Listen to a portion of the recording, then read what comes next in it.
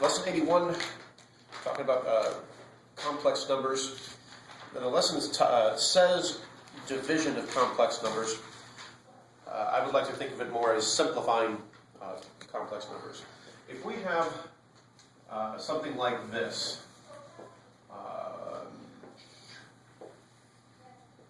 what do you do with this? If the instructions are simplify, what do? You multiply by 3 plus red 5?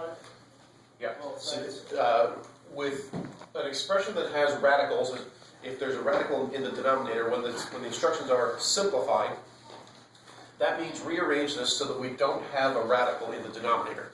And what we do, as you said, is we take the denominator and multiply the top and bottom by the conjugate of the denominator.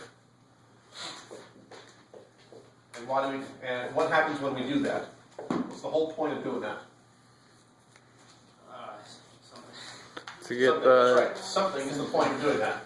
Because what happens when we multiply conjugates is there's no middle term. The 3 times positive radical 5 and 3 times negative radical 5 cancel each other out. And so our denominator becomes 3 times 3 minus rad 5 times rad 5, which is rad 5. And then we have whatever on the top of rational numbers and the radicals. And point being is we get the radical out of the denominator. Yay! So in much the same way, if we have a problem like this, this is not in standard form for complex numbers. Standard form for complex numbers is you have the real part all by itself, and then the imaginary part all by itself, not combined into one expression here. And the nice thing is, we take the exact same approach, simplifying a complex number like this, as we do simplifying an expression with radicals. What do you think we're going to do? I just said it's the exact same approach. I mean the I. Nope. We're going to do this. But Oh man, yeah. Whatever the conjugate is of the denominator, or take the denominator and multiply the top and bottom by the conjugate. 3 minus radical 5, or 3 minus 5i in the denominator. Change that the middle sign, and so I'm going to do 3 plus 5i and multiply that to the bottom and the top. Notice how the structure is exactly the same. So what do we have? What do we have? E. Pretend that was a line. What do we have here? We've got 6. 3 times 3. 3 times 5i, 3 times negative 5i cancel. What did you say? 9 minus 25i Squared, yes. So we're going to have, so we've got 3 times 3 for the 9. The middle terms are going to cancel. And then we have negative times a positive is a negative. 5 times 5 is 25. And I times I is I squared. Which, by the way, what's I squared? negative 1. So I squared changes that sign. Pretty exciting. Okay.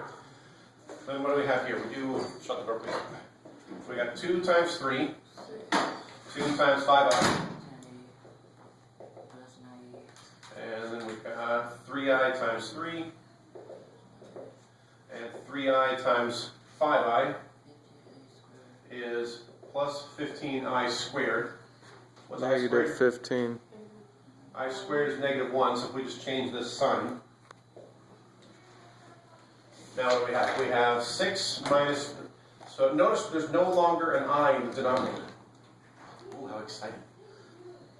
So our denominator now is 9 plus 25, which is 34. Thank you everyone for saying that. 6, so we got a real, imaginary, imaginary, and real. Let's put the reals together. negative 9. Negative 9. And the imaginaries? Plus 19i. Plus 19i. Now that we've done that, Stop. he can't zoom on his own? No. Now that we have this, we have a real plus imaginary over a real. We can separate this. Negative 9 over 34 plus 19 over 34i. Can I simplify either of those two fractions? Yeah. Well, No. wait, no. Nope. So this is now in its most simplified form, and I have the real part separate from the imaginary part. So I've got real part, and then the imaginary stuff with the I at the end. Why are you separating it? Why can't it just be like... Isn't this like the same thing you can do? Because that's No. how we write it. You know, why is not having a radical in the denominator simplified? That's just the way mathematicians decided to do it. Well, okay, fine, but that's the way it But, is. yeah. You know, why put the reals first and the imaginary last? It's just, I don't know why they chose that, but it's just helpful if everyone does it the same way, and it's also good practice on doing that. Should I do one or two more examples? Wait, No, so I got after it. We got that 9 minus 5. Then Where? over on the top right. Yeah. Well, this is for, I did this here, this is a different type of problem. I just wanted to show that in the same way that we can, don't worry about this one. Okay, but now, This is the new now it's material. really just doing it without radicals. Yeah. Okay. Yeah, the first thing to do is the same in these problems as it is with these. Is you take the denominator and multiply the top and bottom by the conjugate. And so then once you distribute it, once you multiply it all out, you get to here, then separate the two terms, and if possible, reduce any fractions.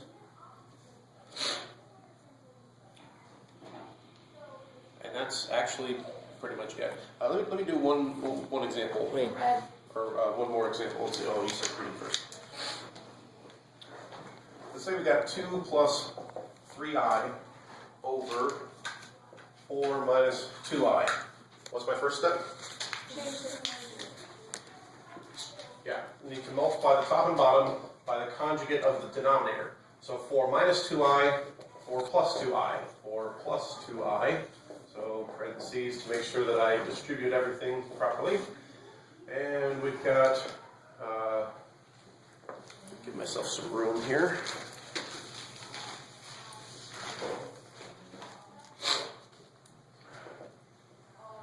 Alright, so on the bottom here we've got 4 times 4 minus, Oh yeah. minus times plus, 2 times 2 is 4, I times I is I squared. And what I like to do is change it right now. I squared is negative 1. So I squared is going to change this sign. Alright, now we've got 2 times 4, 2 times 2i, and we have 3i times 4, and 3i times 2i, which is plus 6i squared, but I squared is negative 1, so I squared is going to change this sign. And now on the denominator we got 16 plus 4 is 20. Let's get our reals together, 8 minus 6, and our imaginaries. Now we can separate these into 2 over 20 and 16 over 20 with an I. And in this case, we can reduce these fractions. 2/10 equals what? 1/10. 2/20 equals 1/10, and 16/20 is 4, 5. 4/5, and we have our I here, and now we have that. Batman. Pretty exciting stuff. No. So, kind of a new concept. It's the way I look at it. It's recycling an old skill and applying it to a new context. Is all you got. So, that with the goal of changing something like this, that is 2 complex numbers divided by each other, and rearranging it so that we have one complex number in standard form where the real part is separate from the imaginary part. And that's all there is to it. That's pretty crazy, Hams. Really? It's a cool picture of Chris Did you at the actually end. stop recording it? I'm going to leave that in there. It won't stop. Wait.